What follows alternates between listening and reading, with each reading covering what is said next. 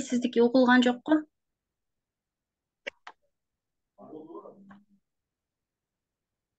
Угулуп атабы? Саламатсыздар бул жолу бул биз баштай берелиби же күтөлүбү?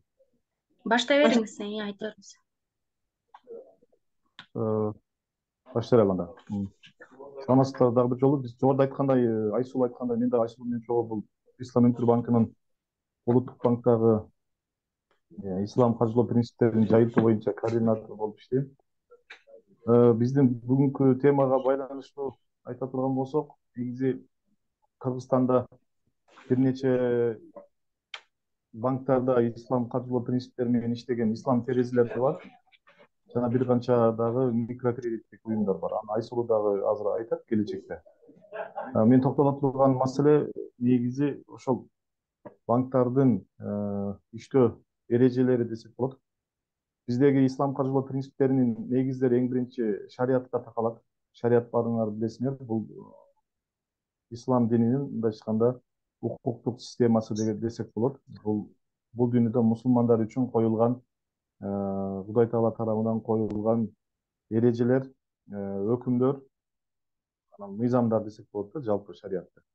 Шариаттын булагы эки негизги булагы бар. Бул Куран, Кудай Тааланын ыйык китеби, Куранды баарыңыздар билесиздер. Ошол Курандын ичинде негизги мусулмандын бул жашоосуна байланыштуу бардык эң негизги болгон баягы маанилүү болгон өкүмдөр жазылган десек болот. Бардык нерсе икир-чикир нерсе жазылган эмес, бирок негизги болгон эрежелер, өкүмдөр жазылган. Андан кийинки булак бул сүннөт, бул пайгамбарыбыздын айткандары, анан кылган амалдары өзүнүн тирүү кезинде жана ошол тирүү кезинде башка бирөөлөр аркылуу жасалган иштерге мындай пайгамбарыбыздын ыраазы болуп макулдук берген амалдары десек болот да. Ушул ислам каржылоо принциптери дагы Куран менен сүннөткө барып такалат. Бардык өкүмдөр Курандан же сүннөттөн алынат. Эгерде Курандан же сүннөттөн бул өкүмдөр табылбаган болсо, анда биз кайра эле баягы адамдардын дагы аң сезимин, акыл эсин колдонуп, Курандан же сүннөттөн эмелер чыгарылат да, өкүмдөр чыгарылат, эрежелер чыгарылат. Ошентип бүткүл дүйнөдөгү бүгүнкү күндө чоң баягы ислам институттары, организациялар отуруп алып өздөрүнүн ошол бул ислам каржылоо принциптерине тиешелүү фатваларын берип, өкүмдөрүн чыгарып жазып келишет да. Ислам каржылоо принциптери ошол биз айткан жогоруда шариатка такалат, шариаттын булагы Куран жана сүннөт дедик. Эми негизи бизде Кыргызстанда иштеп аткан бир канча банктардагы ислам терезелери бар жана микрокредит уюмдары. Булар дагы бүгүнкү күндө ишмердүүлүгүн жүргүзүш үчүн кээ бир мындай көңүл бурушу керек болгон маанилүү маселелер бар. Бул эң биринчи ошол кадимки банк системасынан, ислам банк системасынын айырмачылыгы эмнеде? Эң негизги айырмачылыгы кадимки банктарда сиздерге эгерде акча каражатты карыз катары, кредит катары берген болсо, ислам банктарында андай эмес. Ислам банктары конкреттүү бир максатка, конкреттүү бир долбоорго же проектке каржылоо бөлөт десек болот да. Же болбосо мындайча айтканда сиздин колуңузга эгерде каржы карматкан болсо, анда конкреттүү бир проектке, бир долбоорго инвестиция кылуу аркылуу сиздин колуңузга акча каражатын карматышы мүмкүн. Же болбосо, эгерде акча каражатын карматпайт деген болсок, анда мурабаха деген бир продукт бар. Мындайча айтканда сиздин каалаган бир сиз муктаж болгон буюмду сизге сатып алып бериши мүмкүн ислам банкы. Же болбосо сиз менен кандайдыр бир долбоорго, мындайча айтканда өнөктөш болуп, партнер болуп кириши мүмкүн. Же болбосо кандайдыр бир сиз муктаж болгон нерсени сизге ижарага алып берет. Же болбосо мындайча айтканда насыяга берет, сиз аны бөлүп төлөйсүз дегендейчи. Ошол сыяктуу иштерди алып барат ислам банкы. Эч качан ислам банкы сиздин колуңузга акча каражатын берип, анан ошол акча каражаттын үстүнө, мындайча айтканда, үстөк пайызга отурбайт. Эң чоң айырмасы ошол десек болот да. Экинчи бир дагы чоң айырмачылыгы бар. Сөзсүз түрдө ошол кардардын дагы ал акыбалын сөзсүз түрдө ислам банкы караш керек. Мындай айтканда бул этикалык банк десек болот. Мисалы жөнөкөй эле жаратылышка зыян келбей атабы, же болбосо жан жаныбарларга зыян келбей атабы. ошол акча каражат алып аткан адам же болбосо ал адамдын тегерегинде айлана чөйрөгө ошол каржылоо аркылуу зыян келбей атабы деген нерселерге дагы негизи ислам банкы көңүл буруш керек да. Анан дагы үчүнчү чоң айырмачылыгы бул эч качан ислам банкы арам болгон ошо шарият тарабынан тыюу салынган нерселерди каржылабайт. Сатып алып да бербейт, сизге да сатпайт. Анан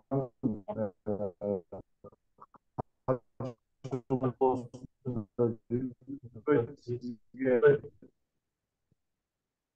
карыздан да бербейт, Жумадыл байке, сүйлөгөн сөзүңүз үзүлүп угулбай. арам болгон нерсе менен ошо шариятта тыюу салынган каржылоо жүрбөйт да. Эми жакшы болду. Ошо арам болгон нерсе тыюу салынган деген. Ошол арам тыюу салынган арам болгон нерсенин баарын ислам банкы каржылоо жүргүзбөйт, колдобойт, анан сизге дагы сатып алып бербейт же болбосо сизге сатпайт да.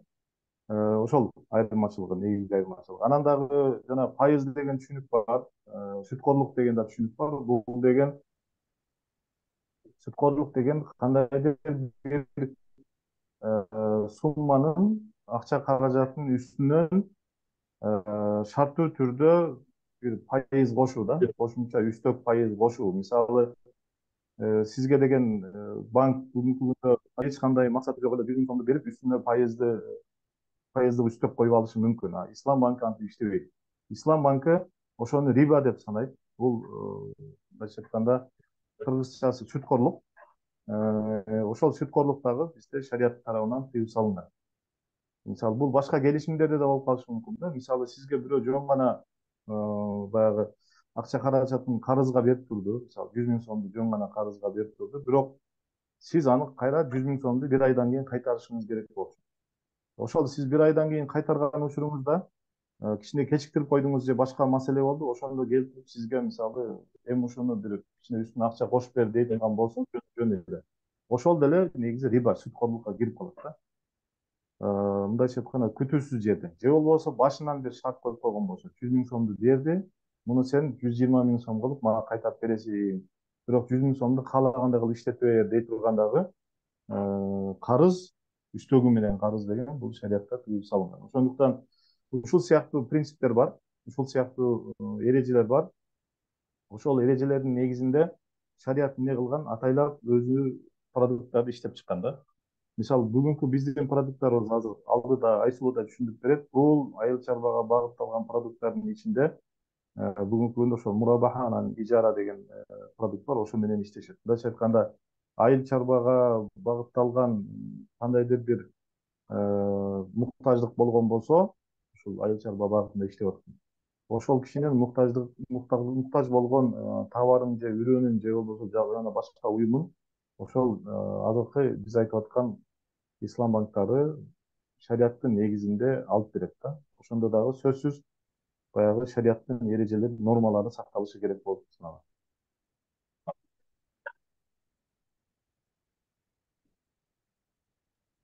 Рахмат, Жумадыл байке. Жакшы айтып бердиңиз. Рахмат, Жумадыл байке. Анда эмесе мен кыскача биздин проект боюнча айтып өтөйүн. Биз Кыргызстандын багы чегинен чыкпагандан кийин элдердин ошо ислам каржылоо принциптери боюнча көп учурда дагы жакшы маалыматы болбойт да. Бирок кыскача мисалы дүйнөлүк статистикага токтоло турган болсок, азыркы күндө ушул ислам каржылоо принциптеринин активдери 4 триллион АКШ долларын түзөт. Дүйнө жүзүндө 1,5 миңдей ошо ислам принциптери менен иштеген ар кандай финансовый каржы институттары бар. Анын ичинен ошо 530 бул ислам банктары болуп эсептелинет да. Дүйнөнүн 72 өлкөсүндө ислам каржылоо принциптери иштейт. Бирок ошонун 66% Сауд Аравиясында, Иранда жана Малайзия өлкөлөрүндө жайгашкан. Анан биздин проект боюнча айта турган болсок, бул Ислам өнүктүрүү банкынын проектиси 2019 жылы ишке киришкен. Бул багы Минфин, Минсельхоз, анан Ислам өнүктүрүү банкынын жалпы мындай бириккен чогуу ишке ашырган проекти болуп эсептелинет. Бул проектке жалпысынан 60 миллион доллар бөлүнгөн. Негизги максаты ысык көл жана нарын өрөөндөрүндө суугат жерлерин өнүктүрүү болуп эсептелинет. Бирок ошону менен бирге эле бул проекттин подкомпоненти биздин проект болуп эсептелинет да. Биз бул проектке көмөк көрсөтөбүз. Мамлекеттик банктар аркылуу ислам каржы принциптерин ошол Кыргызстандын региондорундагы элдерге, фермерлерге, аял ишкерлерге, жаштарга жеткирип жардам бергенге аракет кылабыз. Биздин негизги максат ошол да. Анан биздин компонентке 2 миллион 150 000 доллар бөлүнгөн. 2 миллионун азыр ошо банктар иштетет. 1 миллион долларын алып РСК банк ушул жылдын январь айынан баштап элдерге бере баштады да. Анан дагы 1 миллиону Кудай буйруса жакынкы арада Айыл банкка берилет. Айыл банк дагы ошол РСК банктыкындай эле шарттарда элге бере баштайт. Каржылоо Кыргызстандын бүт региондорунда ишке ашырылат. Ал эми проект өзү болсо ысык көл жана нарында ишке ашырылат да. Дагы анан ошол каржылоонун шарттарына токтолуп өтө турган болсом, анда биздики кайсы максаттарга берилет? Орусча айтканда целевая отрасль бул растениеводствого берилет, садоводствого, багбанчылыкка, анан мал чарбасына, животноводствого и переработка сельхозпродукции. Ушул максаттарга берилет. Бирок азыркы учурда биздин өзү баягы жалпы проекттин максаты агрардык секторду өнүктүрүү, суугат жерлерин өнүктүрүү болгондугуна байланыштуу басымды көбүнчө ошо растениеводство, садоводствого жасап атышат да. Анан переработка сельхозпродукция. Ошону менен бирге эле мисалы агрардык секторду өнүктүрүү максатында эгер кардар мисалы оборудование алам дей турган болсо, ал максатта дагы ошо каржылоо алса болот. Анан дагы бир эң чоң талап бул биз каржыны берип жатканда жанагы клиенттердин аял киши болушуна жана жаштардын болушуна көңүл бурушубуз керек да. Ошон үчүн бүгүнкү күндө сиздерге кайрылып иштешип атканыбыздын дагы себеби ошол. Баягы банктардын портфелинин 30% аялдар жана жаштар болуш керек. Анан кийин каржылоо сом менен берилет. Минимальная сумма эң аз ошо 150 000 сом алса болот. 150 000 сомго чейин алса без залога алат. Анан 150 000 сомдон 300 000 сомго чейин алса движимый залог коет, мисалы автоунаас болсо ошону койсо болот. Анан максимальная сумма азыркы учурда 2 миллион сом, бирок биз ошо Минфин менен ИБР менен сүйлөшүп ушул сумманы Кудай буйруса 5 миллионго көтөргөнгө аракет кылып атабыз да, элде оборудование алганга мүмкүнчүлүк болсун деген максатта. Анан дагы белгилеп койчу эң негизги нерсе бул жерде элде багы кардар 6% менен алат да. 6% деп койгонунун себеби бул элде багы альтернатива болсун деген максат менен. Анткени азыркы учурда бизде мамлекеттик программалар иштейт да, айыл чарбасын каржылоо боюнча ФСХ деп коет да, финансирование сельского хозяйства. Аларда дагы ошо ставка процент 6% да. Бул жерде жана жогоруда Жумадыл байке белгилеп өткөндөй, эң чоң айырмасы бизде ошо каржылоо ислам принциптери менен жүрөт. Жөнөкөй мисал менен айта турган болсок, мисалы айталы бир эжекебиз айыл жеринде багбанчылык менен алектенет. Ага алманын көчөттөрү керек. Айталы мисалы көчөттөрдүн баасы 100 000 сом. Жөнөкөй банкка кайрылса, ал эжеке акчаны колуна алат да, акчалай алат. Бул кредит болуп эсептелинет. Биздин шарттарда банк ошол көчөттүн өзүн эжекеге сатып берет дагы, анан кийин айтат: хорошо, эжеке, вот мисалы сизге 1 жылга беребиз, карыз болдуңуз бизге, ошол акчаны бөлүп төлөңүз дейт да. Мисалы базарга барып эле алма саткандай да, айталы алманы килограммын 50 сомдон алды, барып 60 сомдон сатты дегендей эле да. Ортодо банк өзүнүн дагы пайызын пайыз дегенде бул жерде бул банктын чистый доходу болуп эсептелинет. Бул кадимки процент эмес да. Соода сатык да бул жерде. Негизги айырмачылыгы ошол. Анан Ислам өнүктүрүү банкы бул өнүктүрүү банкы болгондуктан только багы мамлекеттик банктар менен иштешет. Башка банктарда биздин проект жок да. РСК банк анан Айыл банк иштейт биздин проект менен. А так негизи Кыргызстанда учурда 5 банк ошол принциптер менен иштейт. Бирөөсү өзүңүздөр билгендей бул Эко Исламик банк. Эко Исламик банк толугу менен Ислам банк болуп эсептелинет. Ал эми калган 4 банктарда АКНО бар да, исламский АКНО. Булар Бакай банк, АКБ Кыргызстан азыр М банк болуп калды. РСК банк анан Айыл банк. Ошо Айыл банк менен РСК банк 2022 жылдан баштап, былтыртан баштап ушул улуттук банктын лицензиясын алып, уруксатын алып, ушул принциптер менен иштөөнү Кудай буйруса башташты. Так. Анан кийин дагы жакшы негизи бул каржылоонун шарттары аябай жакшы да. 3 жылга чейин алса болот, 36 айга чейин алса болот. 6 ай льготный период кылып алса болот да. Башында каржылоону алгандан кийин 6 айга чейин багы төлөбөй турса болот. Анан гибкий график деген түшүнүк бар. Мисалы көбүнчө агрардык сектордо баардыгы сезонго байланыштуу да. Ошо сезонго карап, мисалы кварталда бир, жарым жылда бир төлөй турган кылып банк менен макулдашып, өзүнө ылайыктуу график түзүп алса да болот да, кардарларчы. Анан эң аз 6 айдык мөөнөткө берилет каржылоо. Негизги каржылоонун шарттары ушул. Анан кийин ошол биздин Жумадыл Байкеев көздүн максатыбыз, менин негизги максатым банктар менен иштешүү болуп эсептелинет. Жумадыл устаздын максаты бул пропаганда и продвижение исламских финансов да, багы ислам каржылоо принциптерин Кыргызстанда өнүктүрүү, жайылтуу максаты.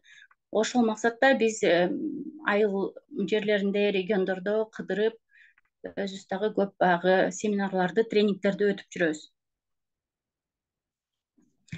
Анан бул инициативанын баардыгы биздин проект тарабынан каржыланат. Ошондуктан биз региондорго барганда байланышта болуп, сиздерди да чакырып, баягы эжекелер, жаштар келип, деги эле ислам принциптери деген эмне, кандай шарттарды алсак болот деп биздин семинарларга катышып, жакшы маалыматтарды, кенен маалыматтарды алса болот да ошо семинарлар учурунда. Бүгүнкү күндө биз 1650 адамды окуттук ошо бир жылдын аралыгында. Ошо чет өлкөдө семинарларды уюштурдук, китептерди которуп атабыз, брошюраларды чыгарып атабыз. Брошюралар чыгат, Кудай буйруса, орус, анан кыргыз тилдеринде. Исламский банкинг, вопросы и ответы деген брошюрада бул жерде аябай жөнөкөй, жалпак тил менен эл түшүнө тургандай кылып жазылган. Бермет буйруса чыкса, биз силер менен да бөлүшүп, өзүңөрдүн эжекелерге, жаштарга таратып койсоңуздар болот да. Ошол. Анан биз улуттук банк менен аябай тыгыз катнашта иштейбиз. Улуттук банкта отурабыз. Ушул жерде улуттук банкта бөлүм бар. Ошо ислам каржылоо принциптери менен иштеп, ушул багытта иштеген банктар, анан микрокредитный компанияларды колдогон өзүнчө бир бөлүм. Ошолордун ишине да биз постоянно көмөк кылабыз да. Биздин ошо координатор катары бул проектте негизги ролдорубуз ошондой. Анан суроолоруңуздар болсо, ошол биздики кыскача. Суроолоруңуздар болсо берсеңиздер болот. Рахмат Айсулуу, кыска жакшы маалымат бердиңер. Мен бул записти азыр биздин группага да жиберем. Анан бизде региондордо дагы айымдарыбыз бар да, аграрный федерация.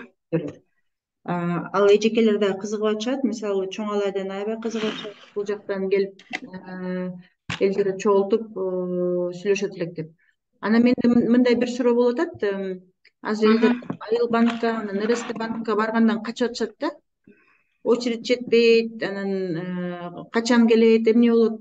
Ал жака барганда, мисалы, как там же есть финансирование и другое, да? Всемирного банка, каких-то банков. Да. А исламский банктын финансированиясына атайын мен подавать этип атам деп келиш керекпи? Ошо кантип Как там вас надо найти в Айлбанке, да, в РСК банке?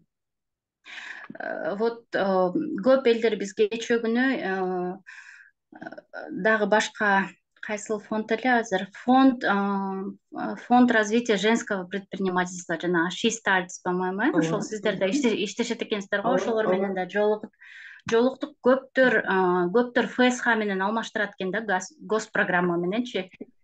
Барсак каражат жок деп айтышты, очередь көп экен деп ошондой жалобалар болуп атат да, бирок биздин проектте андай очередь жок негизичи. Барса эле бериш керек да, эгер максаттарына туура келсе.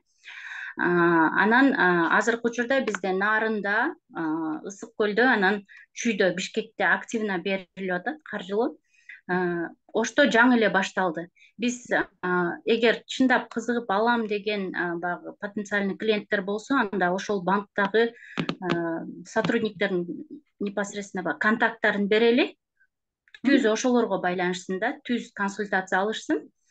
Анткени барып сураса, банктын көп бөлүмдөрүндө билбеши да мүмкүн да, иштебегенден кийин алар билбеши да мүмкүн.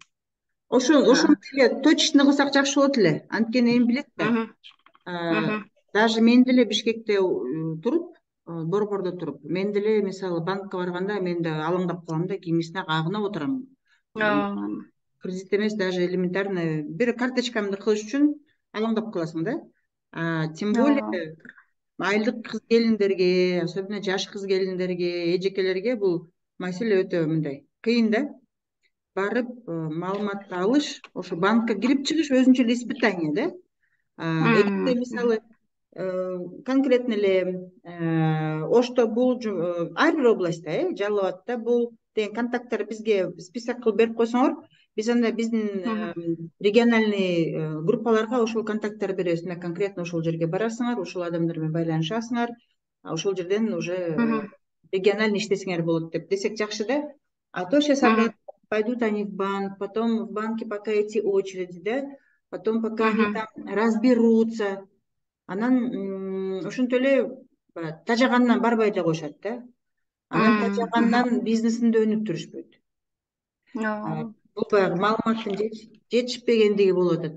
Эгерде мүмкүн болсо, если это возможно, если это настолько не конфиденциально, прям мындай список болсо, бизде по каждой области, кто курирует исламское финансирование или проект ИБР в каком банке, Айлбанкта ким болсо, анда прям жакшы болмок, жакшы болсун жеңилдетмекпиз да.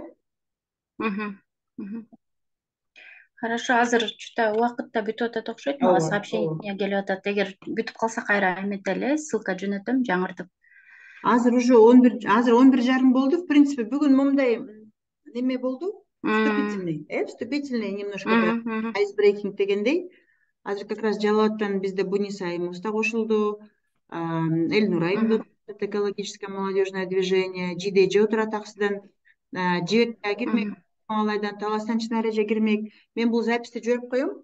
Анан эгерде сиз мага маалымат бере алсаңыз, анда мен аны кайта эле группага салып, анан по областям, вот Жибек сейчас горит, да, вот Малайдан мен чогултуп берейин. Онлайн кыласыңарбы, офлайн кыласыңарбы, ал силердин шартыңарга жараша. Если вам удобно будет офлайн, конечно, айылдарга надо выезжать офлайн Айсул. Потому что биз баягы онлайн дегенде биз атайын чогултабыз элдерчи, атайын бир проекттин алкагында, проект момундай деп атып чогултканда онлайн чогулат да. А когда мындай ушундай финансирование болот десе, жакшы деп коет, бирок анан өзү оокатына кирип кетишет да. Буниса айым кандай, жакшытпы? Анан негизи, если по возможности, вот как раз азыр Буниса айым Жалал Абадтан, Жалал Абад областындагы эң активдүү айымдардын бири. Допустим, по Жалал Абаду Буниса айым менен сүйлөшүп, Буниса айым аркылуу ал жактан бир кыймыл аракеттер кылсак болот да. Эң эле негизгиси бул маалымат таратуу болуп атат. Азыр бизге сонун маалымат бердиңиз. Анан ошол маалыматты колуна алып отуруп кимге барыш керек конкретно? Ушул эле эки инструмент. Контакты. Да, потом все. Потом ал жактан, допустим, эти сотрудники, они же консультация берет да, в каком направлении. Бизде ошол эле садоводство, федерацияда иштегендер, ошол эле растениеводство, ошол эле животноводство, ошол эле переработка. Бизде деле ошол. Канча мүчөсү бар азыр сиздерде? Канча Bizde мындай, федерацияда? bizde бул официальный регистрация жок. Биз женский федерацияны официальный регистрация кылбайлы деп пока ойлоп атабыз. Это такая добровольная площадка. Добровольной площадкада сегодня собрались и общественные организации, и бизнес собрался, да, консалтинг тоже там собрался. Бардығыз биригип алдык азыр. Женская аграрная федерация.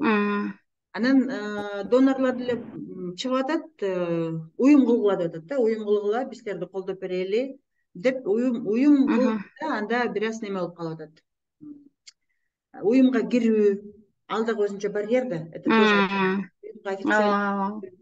уюмду официально өнүктүрүү, официально жана членский взносторду төлөө деген кайта баягы эле бир маселе чыгат экен да. Поэтому пока это такая зонтичная организация, площадка, на которой работают официальные лица. Она бул жерде какой-то бир биз иш чараны жүргүзө турган болсок, уюмдун негизги координационный совет бар. Негизги учредители бар да, такой корсовет бар. Ошо корсоветтеги уюмдар булар иштеше алат. Донор менен иштей алат, бирок на развитие федерации. Азыр 5 мүнөттө бул эме өспү экен. Мен буни сайтта уюмда азыр ачсам 97 участник бар экен. 97 участник деген булардын почти бардыгы эле бир коколой баш эмес, булардын баары же семейный ферма, же хозяйство, же чоң компания, бияқта чоң ири компаниялар дагы бар. Бул группада мындай от большого бизнеса да фермерское хозяйство бар да. Мен анда банктагы коллегалар менен байланышайын дагы, сиздерге ошо так маалымат алып берейин. Каржылоону кандай шарттарда банк, мисалы РСК банктын шарттарын алып берейин, контакттарын алып берейин региондогу, Анан ошо 94 мүчөсүнө тең Кудай буйруса жөнөтүп койсоңуздар, балким ошонун бир 20-30% деле барып кызыгып сурап бир пайда алса жакшы болот да. Негизи эле аябай кызыгышат. Аябай, бирок обратно эле препондор да. В РСК банке барсак очередь, вот это очередь деген да. Айыл банкта качан акча кимге тийгенин билбейм, бул какта бир жомок дешет да. Мен өзүм бир да жолу барып кайрылып көрө элекмин, билбейм. Бирок бул биздин аялдардын айткан сөзү.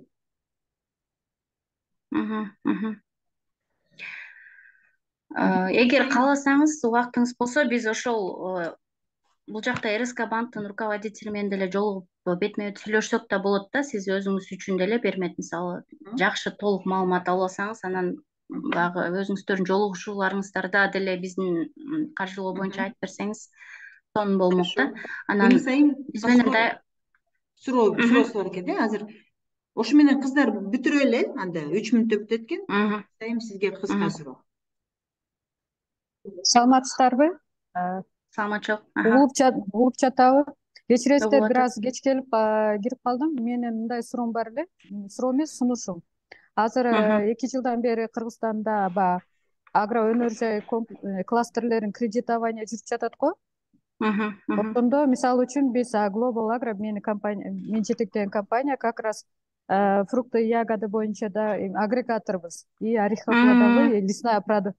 Эми жерлерде мисалы үчүн фермерлер, дыйкандар келип атат, арасында аялдар да бар да, ушул күнгө чейин кредитти ала албай келет. Жогорку жакта мисалы үчүн Бишкекте башкача айта берет дагы маалыматты. Региондордогу мисалы үчүн ошол банктардын өкүлчүлүктөрү процесс получения кредитаны аябай эле кыйындаштырып салды. Мисалы үчүн ошол эле айыл чарба министрлигинде айтылган 300 миңге чейин эч кандай залогу жок алынат дедиле. Бул жактан фермерлерден залогу менен алат деп. Ушундай нерселер эми бул жерде бүгүн айымдарды колдоо эмеси кредитование боюнча сөз болуп атат да. Айымдар айрыкча муктаж. Чындыгында да муктаж. Ошону процессин менин оюмча жөнөкөйлөштүрүш керек бир аз. Мындай получение плюс ошону мисалы үчүн Бишкекте эле жүрбөстөн региондордо да ошондой иш алып барылса. Жерлерде, банктарда. Ошол биз кредиттик бөлүмдүн сотрудниктери көп эмени түшүнө бербейт да, баягы мурдагы кредит берген боюнча үйрөнүп калышкан да, толтура документти анан кыйындаштырып, андайды уже мамилени өзгөртүш керек деп ойлойм да. Кыздар, 1,5 мүнөт убакыт сунушун. калды. 1,5 мүнөт. Хорошо. Кыскача рахмат сурооңузга, Буниса айым. Сиздин сурооңузга жооп катары, тилекке каршы банктар биринчи очередде ошо улуттук банктын талаптарын аткарыш керек. Анан кийин Министерство финансовдун талаптарын аткарыш керек. Бул баягы биздин, бул Ислам өнүктүрүү банкынан келип аткан шарттар эмес, бул биздин внутренний баягы мамлекеттик нерселер да. Анан биз эми банктарга указывать эте албайбыз, силер минткиле тигинткиле деп. Банктар буга өзү жетиш керек да, улуттук банк менен сүйлөшүп, ошону жөнөкөйлөтүш керек.